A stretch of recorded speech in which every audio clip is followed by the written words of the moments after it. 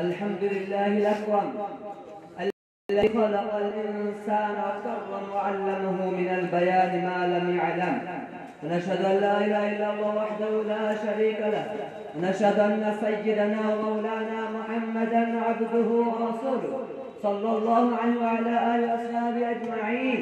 أما بعد، فإن الشرائع والأحكام هو أعظم فرائض الإسلام، ومن ثم أمر به وحث عليه تعليما وتعلما. فقد قال النبي صلى الله عليه وسلم: بلغوا عني ولو آية. فقال عليه الصلاة والسلام: إن العلماء ورثة الأنبياء، وإن الأنبياء لم يورثوا دينارا ولا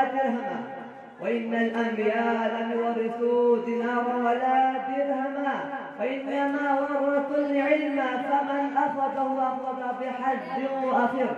وقال عليه الصلاة والسلام: طلب العلم فريضة على كل مسلم ومسلمة. وقال عليه الصلاة والسلام: من يرد الله به خيرا يفقهه في الدين. وقال عليه الصلاة والسلام: فقيه وأحد أشد على الشيطان من 1000 عابد. أعوذ بالله من الشيطان الرجيم. بسم الله الرحمن الرحيم. قل هل يستوي الذين يعلمون والذين لا يعلمون، إنما يتذكر أولو الألباب.